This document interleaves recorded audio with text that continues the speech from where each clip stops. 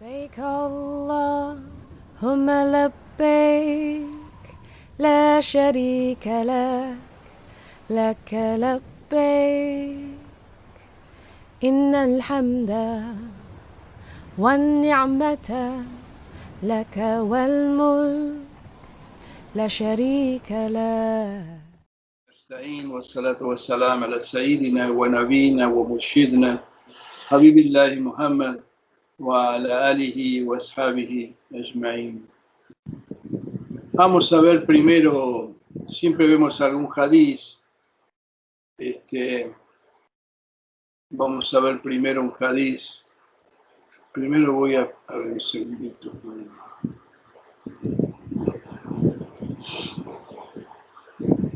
Estos hadices tienen que ver con el al-hayá. El hayá es la vergüenza, el pudor, ¿sí? Y está muy destacado en varios hadices. Uno de ellos, que es un hadiz conocido, el más largo, dijo el profeta, alayhi salatu wassalam, sentid vergüenza de Allah con una verdadera vergüenza. Hay varias expresiones así en el hadiz de este tipo, ¿no? Es decir, digamos, destacando que una determinada virtud sea realmente real, verdadera, y no meramente una enunciación. Dijeron los compañeros, nosotros nos avergonzamos ante Allah, oh profeta, gracias a Dios. Y dijo él, no es eso. Quien siente vergüenza de Allah verdaderamente, entonces protege a su cabeza de lo que piensa, preserva a su estómago de lo que contiene, recuerda la muerte y la vejez, y quien anhela el más allá renuncia a los oropeles de este mundo. Quien hace esto, entonces sí siente vergüenza de Allah con una verdadera vergüenza. Acá el profeta alayhi salatu wassalam define qué siente por vergüenza, porque vergüenza es un término muy genérico, ¿sí? Entonces, ¿qué significa sentir vergüenza de Allah? Todos sabemos lo que es la vergüenza, qué sé yo. Inclusive la palabra hayá también significa rubor. O sea, cuando nos avergonzamos, nos ponemos colorados, ¿no? Es decir, se nos nota en el rostro, pero eso puede ser por cualquier cosa, digamos, porque hicimos algo equivocado, por ejemplo, y sentimos vergüenza de quedar mal ante la gente, o porque, qué sé yo, hicimos algo que está contra las costumbres, ¿no? Pero eso es vergüenza ante la gente. Acá está hablando de otra vergüenza, que es la vergüenza ante Allah. Y esa vergüenza tiene que ver con nuestra dignidad profunda como seres humanos, ¿sí? O sea, cuando se desarrolla algo en nosotros, ¿eh? Que siente vergüenza por algo que piensa, siente vergüenza de haberse entregado a los placeres del estómago sin ninguna restricción, siente vergüenza de su anhelo por este mundo, de su deseo, de su codicia. Ese tipo de vergüenza es la vergüenza ante Allah. Y aparte, bueno, y tiene otros elementos, como el caso del recuerdo de la muerte, que es esto que estamos viendo ahora en la obra del Ghazali. Otro sentido para vergüenza es pudor, modestia, ¿sí? Pero tiene más o menos el mismo sentido. Un hadith famoso dice, al-hayá min al-iman. La vergüenza es parte de la fe. O sea, es un componente de la fe. También se puede interpretar la vergüenza viene de la fe. En la medida en que crece la fe, crece la vergüenza. Estamos hablando de este tipo de vergüenza específicamente. Y dijo también, la vergüenza, el pudor, no trae sino el bien. Es decir, es algo bueno siempre, ¿sí? La vergüenza es siempre algo bueno. La modestia, toda ella es bien. O sea, todo lo que tiene ese pudor, esa vergüenza, todo lo que trae es bien, es bueno para la persona. Tiene que ver con una cualidad interna. Siempre estamos hablando de este tipo de vergüenza. Y dijo también el profeta, alayhi salatu salam, toda religión tiene una naturaleza, es decir, tiene un carácter determinado, tiene algo propio o característico. Y la naturaleza del Islam es la modestia. O sea, al-hayá, el pudor, la modestia, la vergüenza. O sea que es algo que está relacionado con la fe, con el imán y también con el Islam. ¿Sí? Piensen en esto, o sea, la medida de nuestra vergüenza, de nuestro pudor, es la medida de nuestra fe. También hay un hadiz que dice, la fe tiene 60 y pico ramas o 70 y pico ramas, y al-hayá es una de las ramas de la fe, o sea, es uno de los aspectos de la fe. Bueno, alhamdulillah, esto quería, recuerden esto, son varios hadices en realidad, ¿no? Pero bueno, no es difícil irlos memorizando. La idea de esto es que vayamos viendo algunos hadices, después por ahí un día se los mando, para que los aprendan. El musulmán debería seleccionar, hacer una selección de 40 hadices del profeta, alayhi salatu salam, ¿no? Y tratar de llevarlos a la práctica. Ustedes saben que hay muchas colecciones de 40 hadices, ¿sí? Muchos grandes sabios han hecho sus colecciones. Y esto se debe a que el profeta dijo, quien conoce 40 de mis sunnas, dijo, o sea, de mis hadices, de mis dichos, de mis costumbres,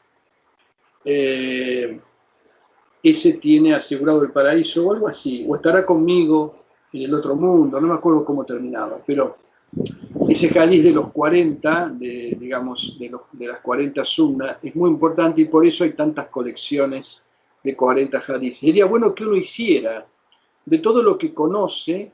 Esto ya hace varios años hicimos como una especie de concurso, pero la gente se renueva. Es decir,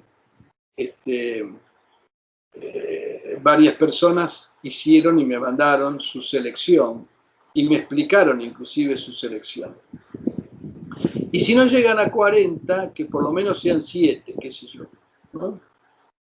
Y seguirlos, ¿sí? Creo que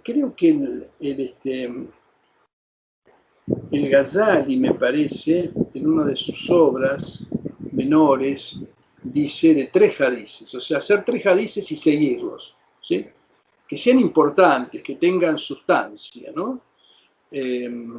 Por ejemplo, qué sé yo, el hadiz que dice, o sea, haz por este mundo como si fueras a vivir eternamente y por el otro como si fueras a morir mañana, que eso involucra todo un estilo de vida, ¿no?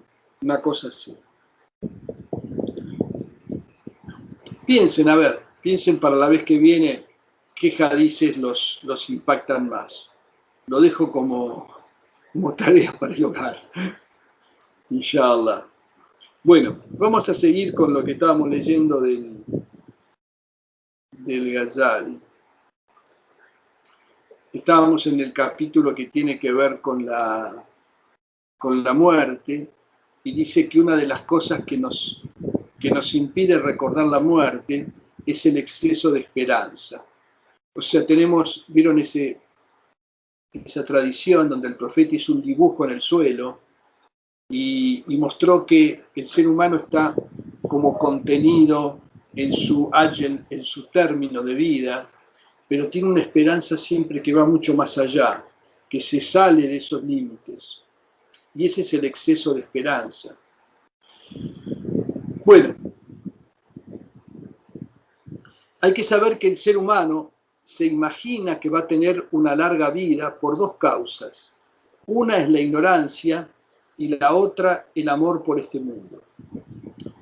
En cuanto al amor por este mundo, cuando domina a alguien, este detesta separarse de ese amigo con el que ha intimado y cuyos placeres disfruta. Y así se convierte en enemigo de la muerte y la detesta porque le quitará lo que desea. El ser humano descarta todo lo que no le agrada, engañándose a sí mismo, imaginándose que todo seguirá de acuerdo a sus deseos. Supone que la vida, la riqueza, la esposa, los hijos y los bienes mundanos que posee jamás desaparecerán, y se olvida de la muerte porque contradice sus anhelos. Y si alguna vez se le ocurre pensar en la muerte, lo posterga para más adelante diciéndose a sí mismo: sé paciente, hombre, hay mucho tiempo por delante para la cuestión de la muerte. Cuando llega la edad madura se dice: ten paciencia, ya te ocuparás de esto cuando seas viejo. Y cuando finalmente llega viejo se dice: espera para eso hasta que le prepares un futuro a tal hijo, hasta que le consigas una esposa a ese otro, hasta que termines esa vivienda que estás construyendo, hasta que drenes ese campo para hacer un huerto, hasta que humilles a ese enemigo que te detesta. Y entonces sí podrás dedicarte al deleite de la devoción y las provisiones para la otra vida. Y bueno, esto es lo que hacemos todo el tiempo, ¿no? Postergamos. O sea, creemos que somos eternos en el fondo, ¿eh? Y no nos aprovisionamos para lo que está después. Y de esta manera, dice, posterga el asunto hasta estar tranquilo, pero de cada tarea y preocupación surgen otras 10. Ese tonto no sabe que nunca se librará de este mundo salvo abandonándolo. Imagina que más adelante tendrá tiempo libre y así sigue postergándolo un día tras otro hasta que repentinamente la muerte se presenta y solo le queda el remordimiento. Bueno, esto es nuestro estado habitual, ¿no? El interés por la dunya es así, desgraciadamente, ¿no? Nos agarra con una sola cosa que nos preocupa, después de esa vienen otras 10. O sea, es como un monstruo de 7 cabezas que le corto una y nacen otras 7. Lo que hay que hacer es desentenderse de ese monstruo, de alguna manera. Por lo menos renunciar a él en el corazón y solo dedicarle el tiempo imprescindible. Y eso del tiempo libre es muy importante, ¿no? Inclusive el Corán se lo recomienda al profeta. Cuando estés libre de tus asuntos, adora a tu Señor. Y adora a tu Señor y anhélalo, dice el Corán. A esto se debe, dice Ghazali, que el más común de los lamentos de la gente del infierno sea por el aplazamiento. Hay un hadiz sobre eso. Por cierto que el más frecuente lamento de los habitantes del infierno será por el aplazamiento del arrepentimiento. Taswif. Esto es de un libro de Ibn Abi Dunya que se llama así: reducir la esperanza, ¿no? O sea, acortar la esperanza. Y una de las cosas es que uno aplaza las cosas una tras otra. Siempre para el otro día, salvo lo que nos interesa, lo que nos llama la atención inmediata.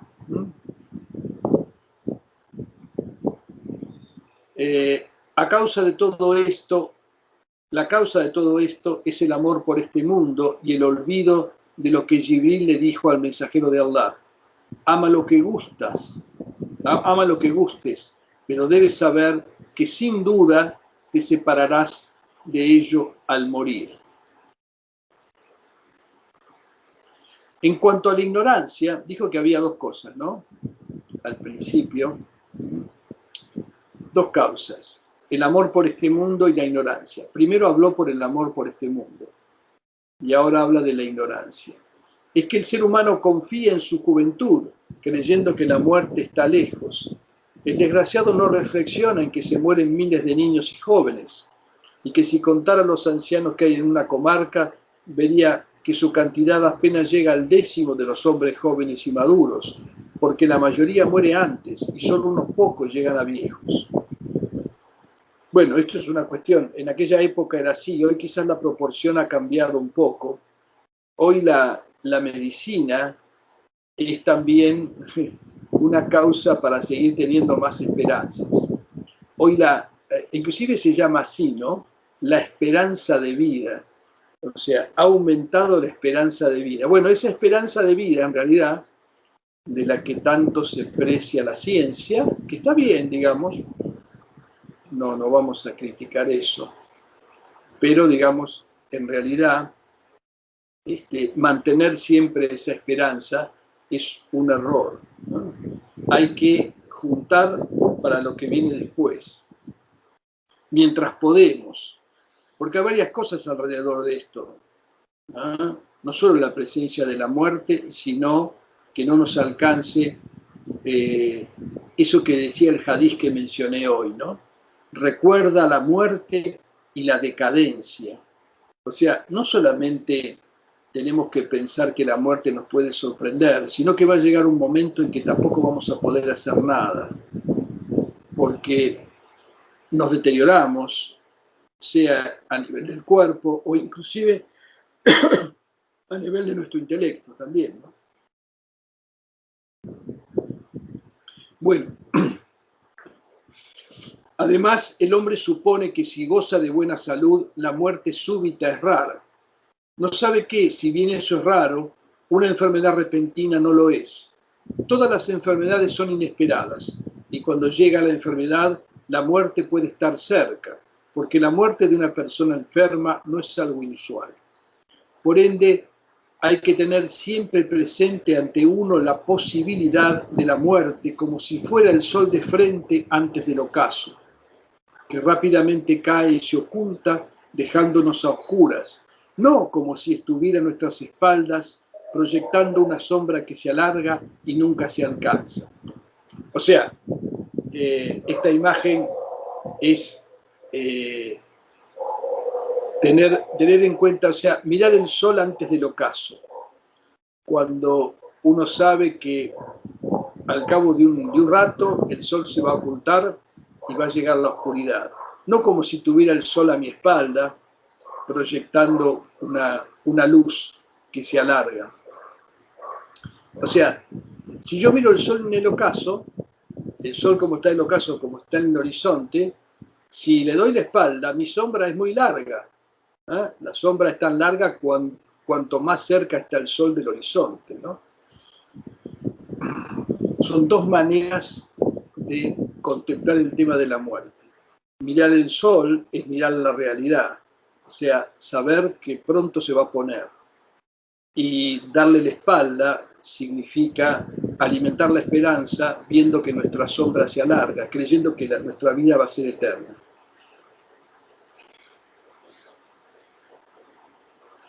Bueno, acá va a pasar a hablar del remedio para el exceso de esperanza.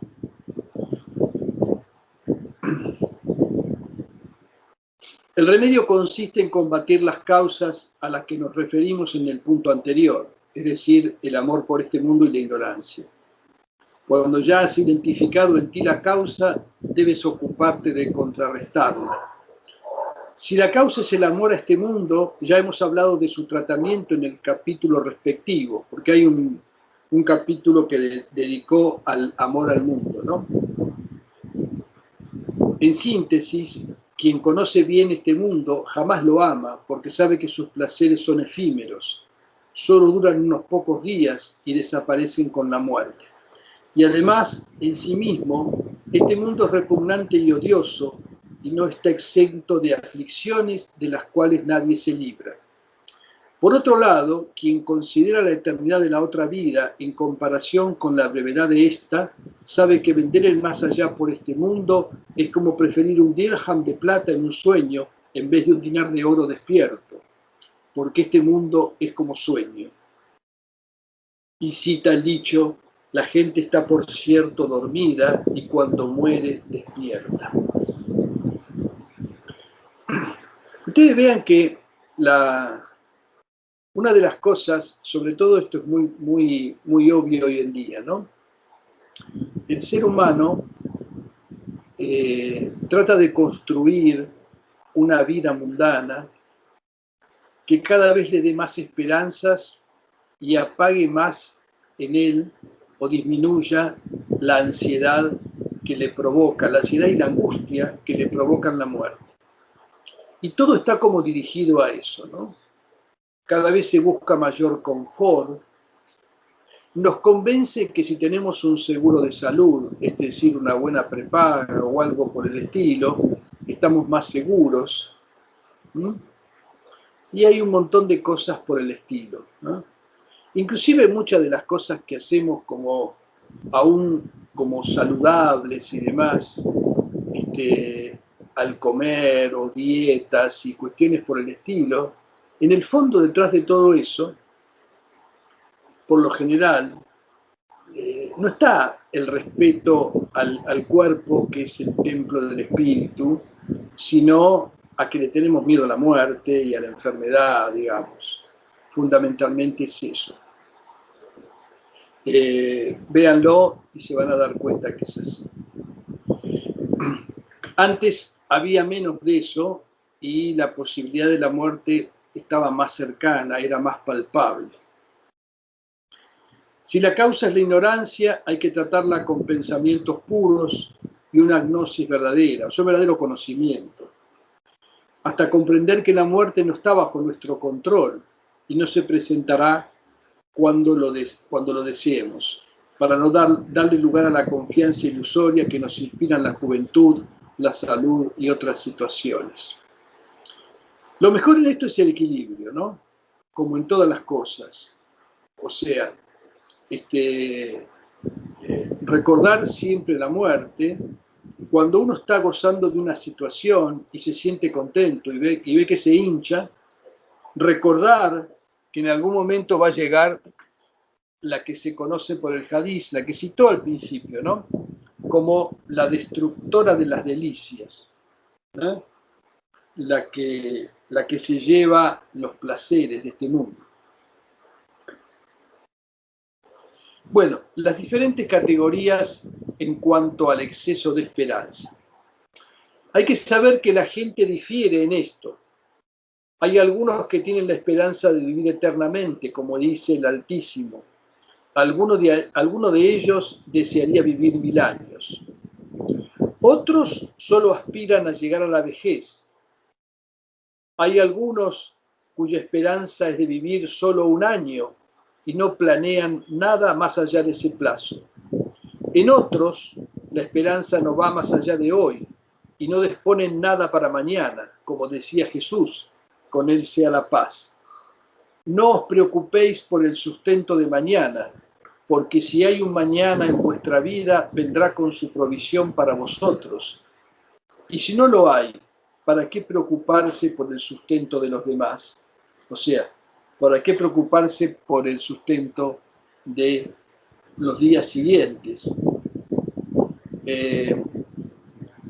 Esta es nuestra relación con el tiempo, ¿sí? En realidad, hay una relación ignorante que tiene que ver con procurar una eternidad. Y en general lo que se busca en nuestro camino es que uno esté preocupado por cada momento. Como dice ese hadiz, ¿no? O sea, hacer por el otro mundo como si te fueras a morir mañana, o más aún, como si te fueras a morir al instante siguiente. Considerar cada respiración como si fuera la última, porque eso es lo que puede pasar. Ahora va a citar algunos hadices sobre eso. Algunos no abrigan siquiera la esperanza de vivir 1 hora, como el mensajero de Allah, alayhi salatu wassalam, que hizo la ablución seca cuando se había derramado agua, porque no sabía si viviría lo suficiente para llegar hasta el agua que estaba cerca. Este es un hadiz que ya citó antes, ¿no? O sea que se terminó el agua y el profeta hizo un tayammum Y dijo, ¿y por qué no esperás? Porque dentro de un rato llegamos al agua. Es que no sé si voy a llegar, dijo, ¿no? O sea, él tenía una conciencia, una atención de su momento y vivía cada momento como si fuera el último. Y hay quienes tienen a la muerte siempre presente ante sus ojos, como en el caso de Mu'adh ibn Jabal, quien cuando el mensajero de Allah le preguntó por la realidad de su fe, respondió, no doy un paso sin pensar que quizás no pueda dar el siguiente. Y como al-Aswad al-Habashi, quien estaba rezando de noche y se volteaba a derecha e izquierda, y cuando alguien le preguntó por qué, dijo, miro para ver desde qué dirección vendrá el ángel de la muerte. En síntesis, las personas difieren en esto y cada una tiene una categoría ante Allah. Aquel cuya esperanza no exceda a un mes tiene una virtud superior al que la extiende a 40 días y esto se reflejará en su comportamiento. Si alguien tiene 2 hermanos que están ausentes y uno de ellos volverá en un mes y el otro en un año, naturalmente hará los preparativos necesarios para el que llega en un mes y aplazará lo referido al otro. Del mismo modo, si una persona piensa que tiene poca esperanza de vivir mucho más, la señal será que se apresura a actuar, aprovechando cada nueva respiración como un regalo inmerecido con el cual se le alarga el plazo. Como dijo el mensajero de Allah, aprovecha 5 antes de 5, aprovecha 5 estados antes de otros 5. Tu juventud antes de tu senectud, tu salud antes de tu enfermedad, tu riqueza antes de tu pobreza, tu tiempo libre antes de tu ocupación y tu vida antes de tu muerte.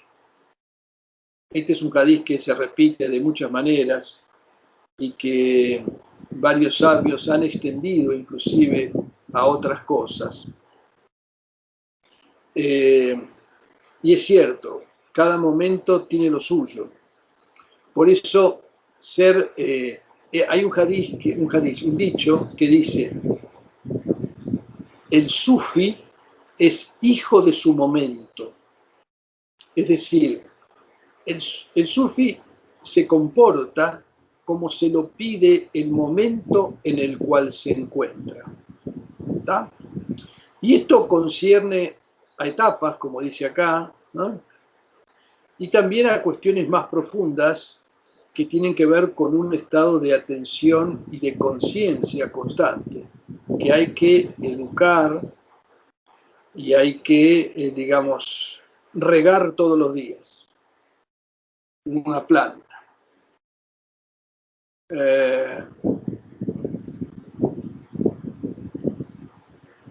Y dijo, hay 2 bienes que la mayoría de la gente descuida hasta que los valora cuando los pierden. La salud y el tiempo libre. Esas son 2 cosas importantes, porque, digamos, si no tenemos salud, digamos, en el estado de enfermedad, eso también nos impide concentrarnos, nos impide muchas veces digamos, el zikr, la meditación, el salat. O sea, la salud es un bien realmente inapreciable, ¿no? Es un bien inapreciable. Y cuando lo tenemos que aprovecharlo para hacer todo lo posible. Y la otra es el tiempo libre, porque este mundo nos exige de todos lados. Generalmente lo que hacemos es tirar el tiempo, ¿no? O cuando hay tiempo libre tratamos de distraernos. Eso es lo que hacemos habitualmente. Hoy leíamos con Isaac en el Corán que dice, la vida de este mundo es juego y entretenimiento. O sea, para mucha gente, la vida de este mundo es simplemente juego y entretenimiento. Y cuando tiene tiempo libre, lo único que se le ocurre es hacer algo para entretenerse. Y cuando quería advertir a sus compañeros sobre la distracción y el descuido, exclamaba entre ellos en voz alta: os llegará la muerte segura e indefectiblemente, con desgracia o con felicidad.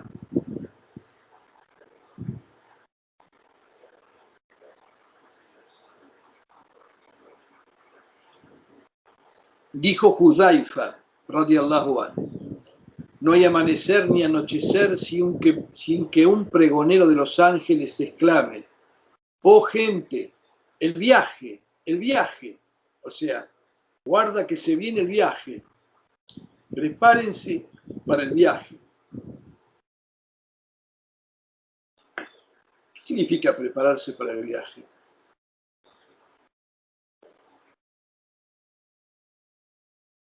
¿Qué significa la provisión para el viaje? Piensen en el viaje común, ¿no? Cuando nos vamos de vacaciones, preparamos todo. A ver, voy a necesitar esto, aquello otro, ¿sí? ¿Está? La provisión de lo posible de buenas obras. Claro. Sí. ¿Alguno de ustedes hace una lista cuando se va de viaje? Bueno, hagan una lista para el otro viaje, para el viaje más importante de sus vidas, que es el que empieza con la muerte, al que llaman la partida, ¿sí? Ustedes saben que se llama, con la palabra viaje se designa también a la muerte, ¿no? Se lo llama tarjil, bueno, hay varias expresiones. Daud at-Tai fue visto apresurándose en ir a cumplir con la oración y alguien le preguntó: ¿por qué ese apuro? Y él replicó: hay un ejército esperándome en la puerta de la ciudad. Se refería a los muertos en el cementerio. Me guste o no me guste, no podré evitar ir a ese lugar. ¿No? Algunos decían que, digamos, algo que recomendaba el profeta, alayhi salatu salam, era visitar los cementerios, ¿sí? Inclusive es muy recomendado asistir a los funerales, ¿no? Los funerales antiguos, hoy en día hay cosas, yo realmente no termino de sorprenderme, ¿no? Hace muchos años una vez fui a un funeral, a un entierro, en uno de estos cementerios privados que hay ahora, ¿vieron? Hay estos cementerios privados que se pagan todos los meses y qué sé yo.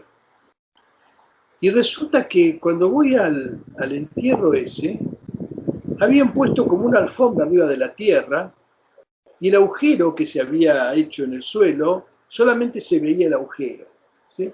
Y había un aparato arriba del cual estaba colocado el cajón y que después el cajón descendía, lo ponían en marcha con un motor y el cajón bajaba. Y todo el mundo estaba arriba de una especie de pseudo alfombra que simulaba el pasto, ni siquiera encima del pasto de la tierra, y arriba como una especie de, como un dosel, o sea, una especie de carpita para no quedar muy a la intemperie. Es como que tratar de minimizar el recuerdo que significa que uno va a terminar bajo la tierra, ni siquiera mostrar la tierra, ¿sí? Y bueno, y son muy graciosas, si ustedes meditan un poco, las propagandas de esos cementerios y demás. Estos empresarios nuevos de la, digamos, de las funerarias y demás, estudian algo que llaman tanatología, o sea, el estudio de la muerte, que en realidad ¿en qué consiste? Consiste en hacerle pasar bien el rato a la gente, ¿eh? O sea, disfrazar la muerte.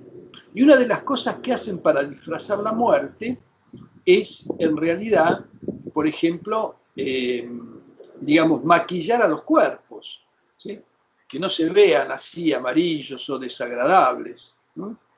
Cuando eso en realidad es una cuestión muy fuerte y que nos recuerda a dónde vamos a terminar, pero tratan de evitar eso.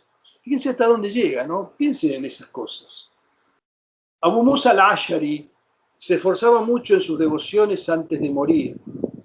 y alguien le dijo, ¿no sería mejor si te abstuvieras de tanto esfuerzo y tuvieras un poco más de compasión por ti mismo?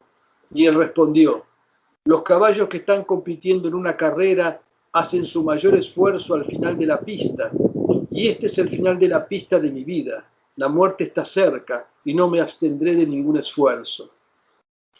Fíjense qué linda imagen, ¿no? Cuando vieron que los jockeys llevan al caballo, tratan de no cansarlo al principio, ¿no?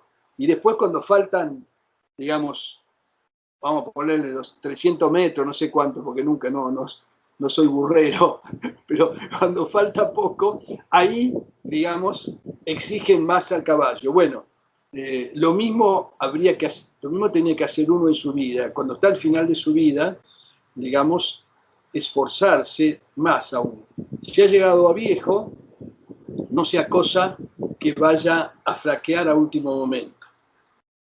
Las angustias de la muerte y su calamidad. Esta palabra angustias, ¿cómo es que dice? Sakarat.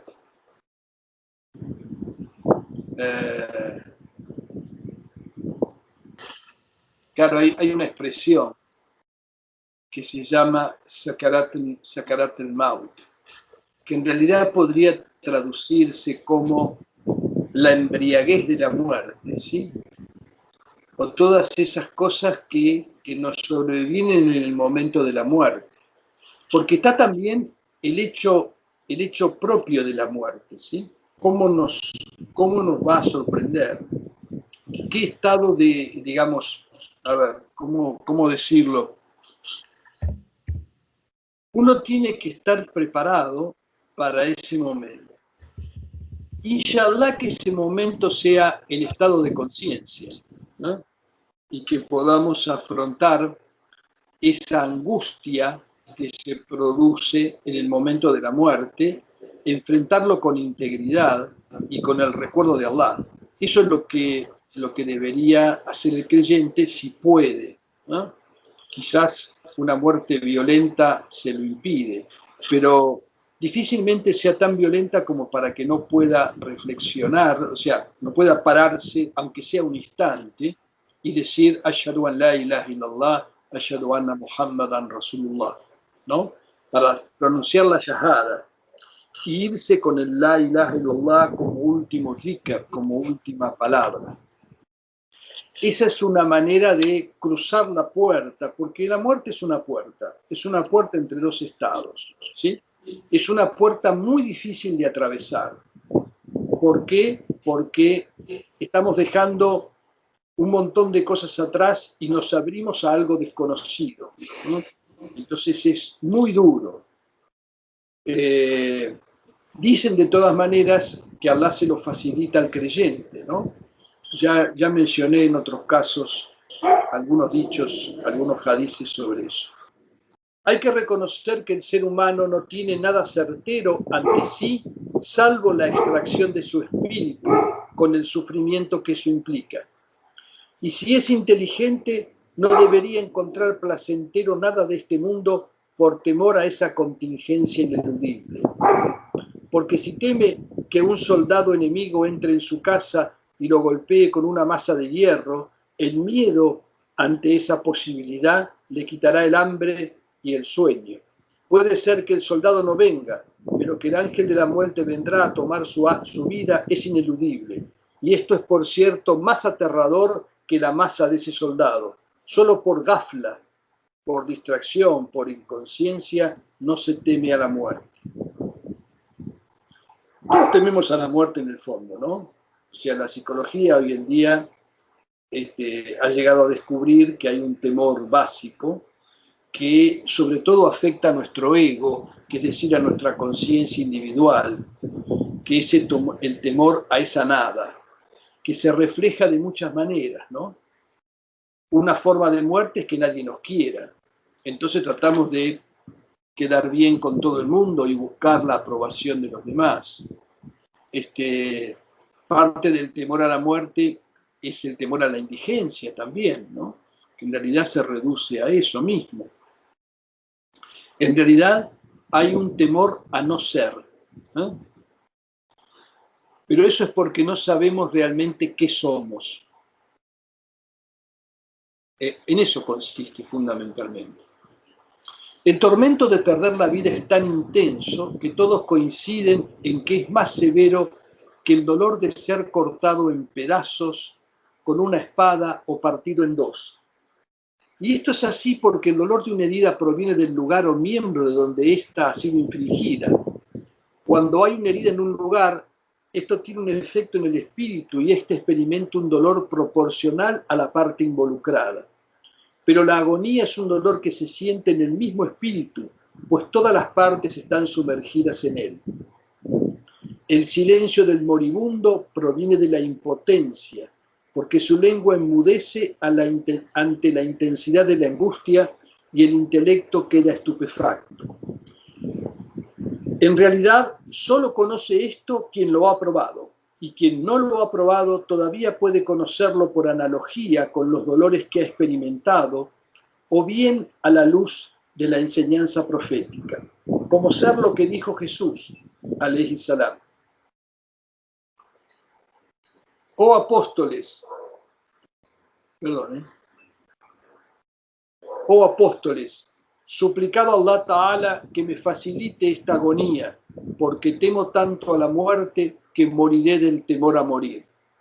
Y el mensajero de Allah solía decir: oh Allah, facilítale a Muhammad las angustias de la muerte.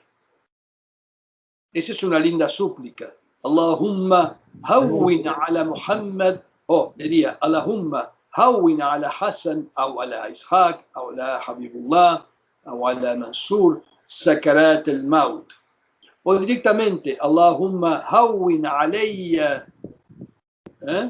facilítame sakarat al-maut, las angustias de la muerte. Dijo Aisha: no espero que nadie tenga una muerte fácil después de lo que vi sobre la difícil muerte del mensajero de Allah. Se narra además que él solía decir, a ver si hay algo acá. Se narra además que él solía decir: oh Allah, tú extraes por cierto el espíritu de entre los nervios, los huesos y la yema de los dedos. Oh Allah, auxíliame con la muerte y facilítala para mí. Y describiendo ese estertor y dolor dijo: es como 300 golpes con la espada. El espíritu, que es el ruh, ¿sí?, que es el aliento, se aparta de cada célula del cuerpo, ¿sí? O sea, nosotros estamos compuestos de, algunos dicen, alguna vez leí por ahí, varios billones de células, ¿sí? La piel, los músculos, los huesos, la sangre misma, ¿no? Ustedes saben que cada fracción de sangre, cada milímetro cúbico de sangre tiene no sé cuántos millones de hematíes, o sea, de glóbulos rojos. Son células en última instancia, ¿no? Son células, esas células que se ven así rojas por el hierro y que, bueno, se cargan de oxígeno en el pulmón y lo llevan a cada rincón. Y llevan ese oxígeno. Ese es el ruh. Eso se retira. O sea, piensen ustedes que nuestra muerte es la muerte de esos billones de células también, ¿sí?, que deben entregarla. En la medida en que logramos una unidad interior entre cuerpo y espíritu, eso se hace más fácil. Porque, hay una sumisión en cada parte de nuestro cuerpo. Y cuando le preguntaron sobre la muerte y su calamidad, dijo el profeta, alayhi salatu wassalam: la muerte más fácil es como un cardo entreverado con la lana, pues no sale el cardo de la lana sin llevarse consigo algo de su fibra. Miren qué imagen, ¿eh? No se puede sacar el cardo de la lana sin llevarse algo de la lana. Una vez él, alayhi salatu wassalam, fue a visitar a un enfermo moribundo y luego dijo: yo sé lo que lo aqueja, No hay una sola vena de su cuerpo que no duela por su propia muerte. Alí solía incitar al combate diciendo: si no os matan hoy aquí, igual moriréis. Por aquel que tiene mi alma en sus manos, que mis golpes con la espada son más llevaderos que morir en una cama, ¿no? Se cuenta que un grupo de los descendientes de Israel, o sea, de los Banu Israel, pasaron por un cementerio y uno de ellos le dijo a los otros: ¿y si suplicamos a Allah Ta'ala que saque a un muerto de la tumba para nosotros, para que lo interroguemos? Y le suplicaron a Allah, y de repente ante ellos estaba parado un hombre que tenía entre sus ojos la marca de la prosternación y que había salido de su tumba, que les dijo, o sea, esto es algo que está en el Corán, ¿no? Dice así, mencionando a los que siguen al profeta, alayhi salatu wassalam, y a sus compañeros, dice: la marca está en sus rostros como huella de la prosternación. Vieron que cuando uno reza mucho se hace acá en la frente, ¿sí? Se pone colorada y uno se va armando como un callito con el tiempo. ¿Qué queréis de mí, oh gente? He probado la muerte hace 50 años y todavía siento su amargura en mi corazón. ¿Eh? Se cuenta, y este era un creyente, ¿no? No sé si queda claro. Se cuenta en los relatos tradicionales. Cuando le restan al creyente algunos grados espirituales que no ha alcanzado con sus acciones en este mundo, su deceso se vuelve más difícil para él, para que alcance esos grados en el paraíso con las agonías y dolores de la muerte.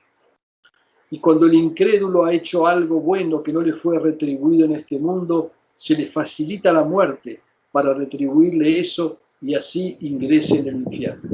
También hay otra cuestión en los males de la muerte, ¿no? Y en general de las enfermedades, ¿no? Y es el hecho de que también son una expiación. También hay que pensar que esos sufrimientos son una expiación. Es preferible sufrirlos acá, o sea, saldar nuestra cuenta en este mundo que no en el otro. O sea, salir de acá de alguna manera liberado de esa carga. La muerte repentina es un alivio para el creyente y una aflicción para el corrupto. Cuando Moisés murió y su espíritu llegó ante su Señor, éste le preguntó: «Oh Moisés, ¿cómo sentiste la muerte?». Contestó: «Sentí a mi alma como si fuera un pájaro que es freído vivo sobre una sartén, sin poder morir para aliviarse ni volar para salvarse». Omar le preguntó a Ka'b al-Ahbar: «Oh Ka'b, háblanos sobre la agonía de la muerte». «Sí, comandante de los creyentes. La muerte es como una rama con muchas espinas que es introducida en el interior de un hombre, y cada espina se prende de un nervio, y luego un hombre fuerte tira de ella hacia afuera, sacando lo que saque y dejando lo que deje». Mashallah. Y bueno, después algún día cuando terminemos con esto leemos algo sobre los hadices de la misericordia. El Islam no es la religión del futuro, el Islam es la religión eterna, es el din de la fitra, del ser humano, es el din de los profetas anteriores a Muhammad que dicen en el Corán: somos musulmanes. No hay dos din, ¿sí? Hay un solo din que es el din de la fitra, que todos han seguido, aunque después sus disposiciones puedan variar, y es el din que se adapta naturalmente a la naturaleza humana. El profeta Muhammad está claramente definido en el Corán, ¿no? De muchas maneras, inclusive delimitando bien su función. No me animo a definir al profeta, ¿no? Lo han hecho los poetas, lo han hecho los auliyá. Yo creo que la esencia del Nabi alayhi salatu wassalam es que él es la primera luz manifestada por Allah. Es en realidad el alfa y el omega. En realidad todo lo que está por debajo de él es una expresión de su realidad. Por eso cuando le dijo el profeta a Jabir al-Alladi, antes de que fuera creado Adán, ya existía la luz de tu profeta. Y ese es un secreto importante si uno lo medita, ¿no? En realidad, como que toda la creación, todo lo que existe, de alguna manera, está justificado por su existencia. Es simplemente el peso de la fe y el peso de la certidumbre que se ha ido sumando con los años y que me ha ido dando pruebas. Entonces eso sí es lo que me permite ver la enfermedad como una contingencia más de este mundo, digamos, que todos padecen y yo no la estoy pasando todavía, por lo menos tan mal en ese sentido, ¿no? La experiencia de la muerte es claramente una experiencia central. Creo que es un hadith qudsi, dice Allah, nada lamento tanto como imponerle a mi siervo creyente la muerte, porque sé que la detesta. Yo creo que la partida tiene que ser tanto más serena cuanto ha sido la fuerza de la fe, ¿no? Hay una regla de oro que nos explicó varias veces Tosun Baba y que es fundamental. Cuando vayas a hacer algo, fíjate si eso que vas a hacer te beneficia solamente a vos y no beneficia a nadie más. Si es así, mejor no lo hagas. Si te beneficia a vos y beneficia también a otro, entonces sí puedes hacerlo. Y si te perjudica a vos y beneficia al otro y conseguís hacer eso, ese es el grado más elevado. Es el izar, es el altruismo, en donde uno, digamos, entrega su parte de la acción. Yo creo que esa regla de oro es clave para vivir. Si alguien la pone en práctica, realmente alcanza la felicidad. Sacrificarse por el otro, perjudicándose uno mismo, ese es claramente el grado más elevado. Walhamdulillahi Rabbil Alamin wa bihi nasta'in.